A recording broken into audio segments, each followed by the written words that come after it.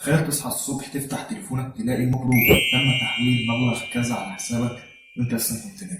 مش ده الحلم اللي كلنا بنفكر فيه؟ النهارده معانا كلام هيغير فكرتك عن الفلوس والشغل تماما. جاهز كوبايه الشاي الحلوه بتاعتك؟ خلينا نبدا. طيب اول حاجه لازم نعرفها يعني ايه باسيف انكم او الدخل السلبي.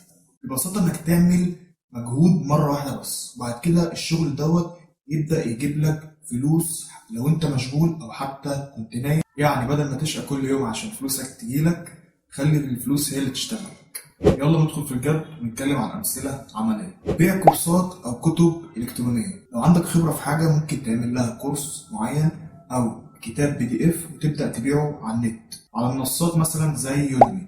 تسويق بالعموله افيليت ماركتنج. انا شايف ان الفكره ديت عظيمه جدا انك تسوق لشركات كبيره وكل مرة حد يشتري عن طريقك تاخد نسبة معينة. من ضمن الشركات اللي بتشتغل على الفرص ديت بكمية كبيرة شركة أمازون. إنشاء قناة على اليوتيوب أو مدونة زي ما أنا بعمل دلوقتي. محتوى جيد بيساوي متابعين بيساوي إعلانات بيساوي فلوس. عارف إن الموضوع ممكن يبان إن هو كبير بس كل خطوة كبيرة بتحتاج إنك تبدأ بخطوة صغيرة. طيب في سؤال دلوقتي داير في دماغي، إزاي أبدأ؟ حدد نقطة قوتك. حاول تحدد إيه اللي أنت كويس فيه، كتابة مثلا أو تعليم، ويبدأ فيه انك تعمله من النهارده. ابدأ صغير، ما تحاولش انك تعمل كل حاجة دلوقتي.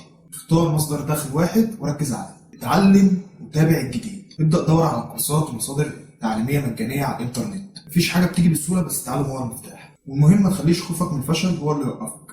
كلنا بنبدأ صغيرين بعد كده بنكبر خطوة خطوة. ازاي تدخل فلوس وانت نايم مش مجرد حلم، هو حاجة ممكنة لو ركزت واشتغلت عليها بذكاء. وعشان ما تضيعش الفرصة خد الخطوة الأولى النهاردة. لو عندك سؤال أو عايز مساعدة اكتب لي في التعليقات وأنا موجود هنا عشان أرد عليك. متنساش تعمل لايك وشير وسبسكرايب عشان غيرك يستفاد وعشان لسه عندنا أفكار تغير